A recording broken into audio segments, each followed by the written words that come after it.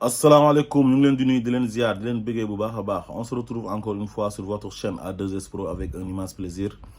continuez leen di abonné ngeen bës cloche de notification bu ko defee bépp vidéo bu ñu dugal ngeen mën ko am à temps réel bu leen fàtte di partager di aimer maanaam di ko liker waaye tamit bu leen fàtte di commenter ndax mu àgg fu sori comme on a l'habitude de le faire ñuy wax sur ce qui concerne l'actualité politique sénégalaise réew ma li fa xew mooy la tension qui prévaut au Sénégal nekk une bombe à retardement qui peut exploser à tout moment exploser na nag ñaari yoon muy mars 2021 bi mu bëggee jaay doole Ousmane Sonko pour tëj ko ci kaso bi comme ni mu defoon Khalifa Sall ak Karim Wade Sénégalais yi génn ne kii dañoo am ci moom yaakaar te ay fen ak ay caaxaan duñ nangu nga ko ciy dugal kaso dof yi ko wër nga xam ne ay nitu intérêt lañ ay pouvoiristes di ko gëmloo ne ko ñu génnoon doon xeex ñooñu ànduñoo ak Ousmane Sonko waaye mbiru Covid 19 bi la ak couvre-feu bi loolu moo tax sénégalais yi mer génn jaxase dëkk bi mu génn def benn discours d'apaisement ne je vous ai compris wax ak xale yi pour baab leen léegi ñu dem ba mu yàgg mu commencé di menacer naan lu fi amoon dootu fi amati dem uti ji ay armes Turquie ak Israël dem sax ba xeeb ay armes de répression waaye dafa mujj ut des armes lourdes. gis ngeen Juan Branco génnee na ko facture yëpp présidence de la République commandé ay armes lourdes ak la famille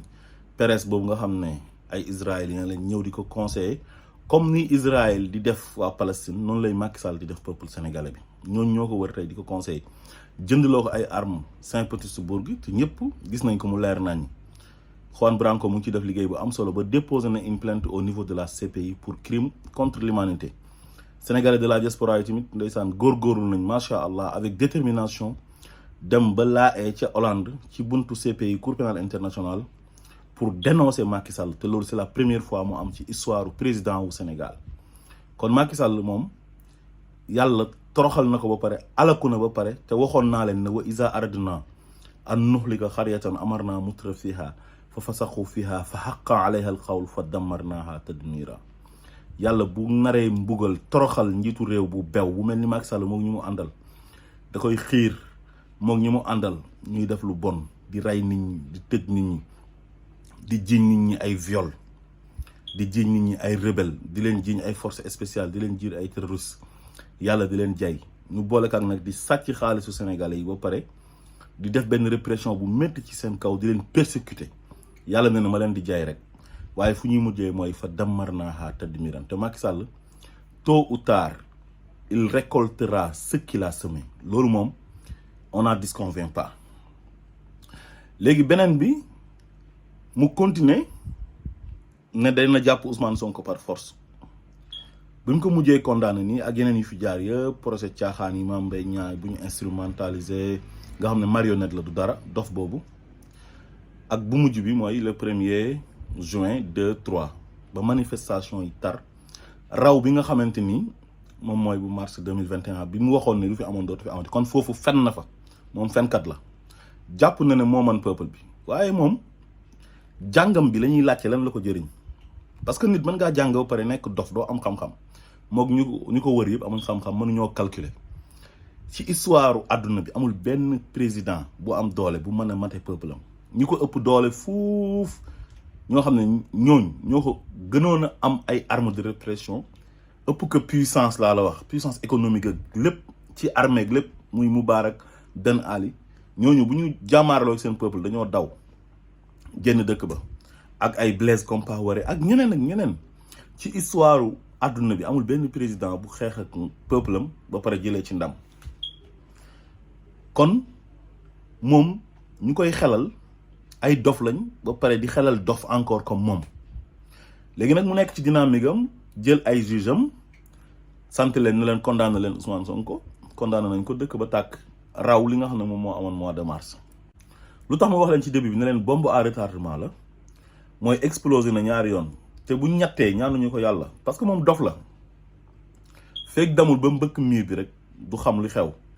te ku repp ci xare loo jiin rek da nga koy xeeb te olof nee na baadoola du jub gàcc mukk te du ci àgg parce que baadoola la li xew Sénégal lenn rek la pour ñu résumer ko gars yi benn baadoola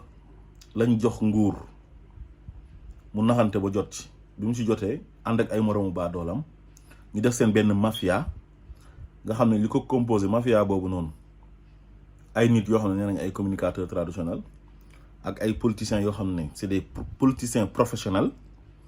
ak ay soi-disant marabout laa waxuma marabout de soi-disant marabout am na ñoo xam dañuy wuyoo sëriñ te duñ sëriñ xam nga tey bu ñu demee ba naan ay grand sëriñ de Dakar ñu ñëw ci ay dialogue di wax ay waxu dof ak lan moo ko def sëriñ moom sëriñ du caaxaan yow koo xam ne fatiha bu leer sax ak xul walaaw sax mokkaloo ko naan sëriñ nga di jël ay titre di ko mbuboo di dem di lëkkaloo nguur di sàcc xaalisu sénégalais di ko lekk sénégalais di sonn nekk ci inondation bi bu ñu añee du ñu reer bu ñu reeree du ñu ndékki amuñ luñ fayalee seen doom yi jàng amuñ courant amuñ ndox bu doy maanaam eau potable sonn nekk ci ay difficulté ñoom nee nañ ay borom tur lañ dem lëkkaloog benn waay bu bon bu yées bu xaram bu ñuy wax Macky Sall ñuy noot sénégalais yi ñuy jàpp na loolu dina continuer loolu du continuer ba tey ci mafia bi am na ay mbër am ay patron de presse ay journalistes ak ay soi-disant membres de la société civile ñooñu tey ñoom ñoo yore réew mi nee nañ ñoom ne duñ ko bàyyi parce que sénégalais yi bëgg nañ Ousmane Sonko li leen Ousmane Sonko jaay neex na leen ñu ne loolu du fi amee ba tax nag ñu dem organiser seen benn dialogue ànd ak seen ay traître ak seen ay màgget yu xobidaas ay 80 ans ay 90 ans ne ñoom ñooy dogalal sénégalais yi li nga xamante ni moom moo war a am te l'écrasante majorité des sénégalais ñoom dafa am luñ bëgg tax ñu xeex ñaari yoon ak Macky Sall mars 2021 ak juin 2023 léegi un groupuscule ay magistrats yeeg fàtte woon naa leen sànq bi may tudd ñi nga xam ne ñoom ñooy mafia bi ak ñi ma tudd sànq ñëpp ñu ne ñoom ñooy toog dajee ca palais ba ne ñoom ñooy dogalal 17 millions de sénégalais ci ñoom seen bëgg-bëgg ku bëgg a nekk candidat da ngay dem raam sukk jébbalu neexal président pour nga nekk candidat pour lan léegi ki nga xamante ni moom dafa war a nekk candidat te deful dara fexe nañ ñoom ba takkal ko seen oligarchie bi takkal nañ ko jàpp nañ ko nee nañ condamné nañ ko ba pare dem këram barricade ko ne ko doo génn dem def seen dialogue ne léegi daal tënk nañ dialogue bi tànn nañ seen ay candidat ñoom lu ñu bëgg moom mooy am peuple sénégalais bi billahi wallahi watallahi damaa am yaakaar ci yéen ne lii du ngeen ko nangu bu ngeen nangoo Macky Sall ak son petit groupe un groupuscule ne ñoom ñooy toog di dogalal sénégalais yépp ci lu leen neex ñoom seen bëgg-bëgg ku amul droit nekk candidat ne dina nekk candidat par force ñi nga xamante ni da leen a condamné woon moom ci coobare boppam kii mu ne ko da ngaa sàcc 138 milliards génnee ko dëkk bi kii mu ne ko da nga sàcc 1 milliard 800 tëj ko kaso ba mu neex ko ñoom ñaar ñëpp mu bàyyi leen kenn ki mu exilé ko ñëwagul ba léegi mu ne ñooñu léegi defatuñ dara léegi da leen di setal kenn ki mu ne dafay réviser procès am mooy damay réviser waat sa procès pour setal la keneen ki mu ne ko dinaa dindi L29 ak L30 yéen ñaar ñëpp tamit ngeen mën a bokkaat kon déjà moom lu mu defoon moo ko tey léegi moom moo leen taxaloon moom moo leen di setal moom kon moom mooy justice mooy lépp te la justice doit être rendue au nom du peuple kon xam nga ñi dañ ñoo yàpp kon lii nekkutoon dialogue mais lii deal national la pour écarter Ousmane Sonko isoler ko te Ousmane Sonko waxoon na ko nee na leen dialogue bi pour isoler Ousmane Sonko écarter ko ba pare ñoom seen biir ñu faciliter wante la tâche Ousmane Sonko du deal Ousmane Sonko peuple bi la àndal Ousmane Sonko peuple bi ñoo ko ngemb peuple bi ñoo koy sécuriser incha allah waaye lenn laa leen di xamal gis nga Macky Sall yab gum ñu yab dafa war a dakk te dafa war a dëñ mënuñoo jël nit fal ko ba pare jox ko suñu doole mu ñuy jaay doole ak bew ànd ak ay nitam di ñuy jaay xamadi di ñuy jaay arrogance gis ngeen li mu wax ci mandat bi ñuy ubbi dialogue bi naan ay mandat bi da ngeen ma koy ñaan di ñuy jaay reewaande ak xamadi loolu dañ ko war a jënd ba mu saf sàpp kii waruñoo mën a yab waruñoo mën a xeeb dafa am nag ay borom dra yi ngand ak ay borom mbaxana yu ngand ak ay borom kurus yu gudd yu nekk Sénégal di woote woo ay sëriñ ñooñu tey bu ñu waaji yabee bokk na ci ñu tax waaji yab ñu bu ñu waaji xeebee bokk nañ ci ñu koy encourager parce que qui ne dit rien consent Adama Faye dafa wax bu am solo muy gorom nee na bépp sëriñ boo xam ne da ngay jàppale Macky Sall da ngay wor Sénégal te loolu dëgg la Macky Sall amul benn acte bu muy posé bu l'islam gërëm amul benn acte bu muy posé bu yàlla gërëm ci alxuraan amul benn acte bu muy posé bu yonent bi gërëm ci alxuraan amul benn jikko bu nekk ci moom bu baax bu yàlla gërëm jikkoom yëpp yàlla da ko rëbb ndax dafa xaraam Macky Sall il est maudit amul benn jikko bu nekk ci moom bu yonent bi sallallahu alayhi wa sallam gërëm kon képp ku taxaw di mbuboo kilifa diine wala nga ne yow kilifa diine nga ngay cautionné li Macky Sall di def war nga yàlla war nga yonent bi war nga sénégalais yi te bés boo dee di nga ko layoo billahi wallahi taala barka alquranul karim Macky Sall nit ku baax ku simple sax warul bëgg Macky Sall parce que tooñkat la workat la bëri na fitna Sénégal situation bi ñuy dund tey mënoon na jeex bu yàgg mënoon na ñëw def ñaari mandaayam ndax ma nga ko doon xeex ci Ablaye Wade parce que Ablaye Wade dafa forcé na def 3e mandat moom mu bokkoon ci ñu ko doon xeex mu dund injustice dund affaire yi impunité ak ay népotisme mu génn sénégalais jàppal ko jox ko nguur gi mu dellu siwaat ñëwaat di def pire que Abdoulaye Wade li mu waxoon yëpp mu jël sànni fële na je m'en fous di ñu manquer de respect yàpp ñu jàpp ay nit di tëj di toroxal ay doomi adama di rey ay nit loolu képp koo xam ne da nga ne yow nitu diine nga nekk Sénégal di cautionner loolu ñëpp la war a bàyyi soo amee ay taalibe yu am fulla dañu waratuñ laa topp soo nekkee jàngalekat ñi lay jàngal ñi jàng ci yow waratuñoo sax ñëw di jàng ci yow parce que unzur axaaka zaliman aw mazluman loolu la yonent bi wax dimbale sa mbokk bu tooñee ak buñ ko tooñee te kii dafay tooñ mu leer nañ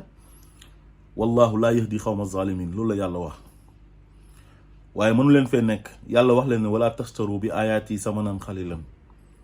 mu ñëw waxaat leen ne leen istaraw bi ayatillahi samanan xalilan te loolu ngeen def mooy lu mu leen mujjee wax ci Baqara daf ne wala tashtaru bi ayati samanan xalilan bu leen jëndee sama aay yi njëggu oyof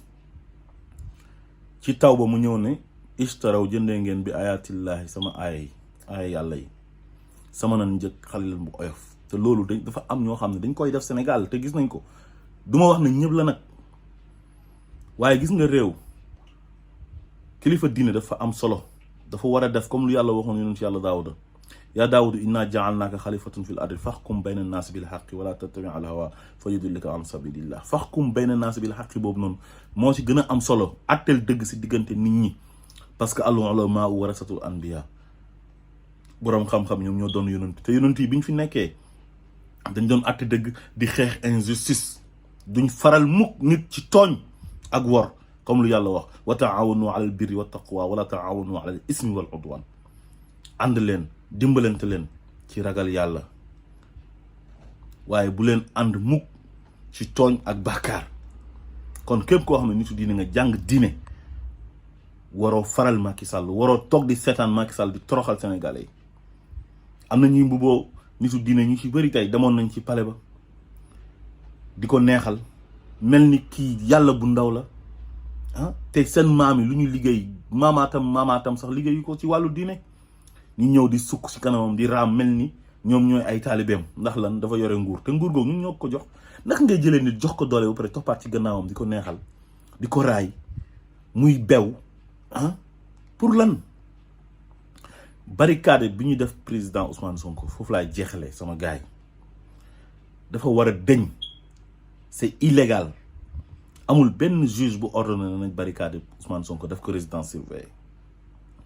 Antoine Diome la Macky Sall sant mu yónni ay policiers ñu dem buntu ko Ousmane Sonko barricade ko di ko xañ liberté am pour lan ñoom ñooy ñan loolu ñàkk fayda la pour man dafa yàgg et puis c'est humiliant c'est inhumain président Ousmane Sonko mbooloo bu mu am nekk kilifa sénégalais yi bëgg ko respecté ko ñoom ñu koy toroxal nii quoi ñun ñëpp ñu toog di seetaan bu ñu nangu loolu nañ wane suñu bopp gis nga nit suñu la tooñee dangaa war a xeex lu la ci fekk ñu xam ne lii la dañ laa tooñ loolu la yàlla santaane ñàkk fayda bokkul ci jaamu yàlla am fayda moo bokk ci jaamu yàlla nit bu ñu lay tooñ di la teg injustice da ngay résister te constitution bi sax sant nañu ko kon nañu xeex résister face à Macky Sall du fi def 3e mandat Ousmane Sonko dafay bokk ba pare barricade bi dafa war a deñ Ousmane Sonko am liberté am dellu ci ay activité politique am loolu laa gëm man loolu mooy dëgg force restera toujours au peuple xam nga ñoom dañuy dof lu di wax seen waxu caaxaan yooyu naan ay force restera à la loi mais force doit rester toujours au peuple te loolu dañ ko war a wane kenn ootewu fi violence mais ñoom ñooy ñu violent yi ñoom ñooy auto violence ñooy poser ay actes yoo xam ne toujours mën na indi violence taal dëkk bi ba mu am ay dégâts collatéraux am ñoo xamante ni seen yoon nekku ci ñu leen di yàqal seen ay magasin yeeg seen ay station di ci taal seen ay oto di taal ay édifices publics parce que wattaqu fitnatan laa tusiibanna allazina zalamu minkum xaassa moytu leen fitna boo xam ne bu ñëwee koo xam ne yoonam nekku ci mën na ko laalaale te ñoom loolu la ñuy def ay nitu fitna lañ ay tooñkat lañ boo nekkee ci dëkk réew ma nag amul justice à double vitesse ku ànd ak Macky Sall lu la neex def lu la neex wax te dara du la ci fekk ku àndut ak moom ñu jàppaloo jaay la doole tëj la ci kaso bi parce que nee na moom mooy président am na droit boobu noonu président nekk ko warul tax nga am sañ-sañu def lépp warul la may tous les pouvoirs réew nag bu amul justice ku nekk san nga fajal sa bopp mooy la loi du talion œil pour œil dent pour dent ku leen di gëmloo na leen da ngeen a war a toog croiser les bras Macky Sall di leen di toroxal naa fekk la te Macky Sall la àndal te mu ngi ci ay conditions yu bien ak ku manti doon nag laa la wax ci Sénégal kon nañu xeex nag bëri na ay façon nañu taxaw takku résister xeex buñ koy wax waxuñ ne dañuy oote fitna ci dëkk bi wala dañuy rey ay nit wala dañuy taal ay këru jàmbur wala dañuy taal ay oto jàmbur wala ay alalu jàmbur xeex mooy ñu nekk mbooloo jàkkaarloog Macky Sall ne ko li nga bëgg a def Ousmane Sonko ak dictature bi nga bëgg a installé ci dëkk bi loolu duñ ko nangu du fi am tey du fi am ëllëg parce que moomoo Sénégal sa baay moomul Sénégal sa ndey moomul Sénégal donnoo ko ci sa ay maam asalaamaaleykum wa rahmatullah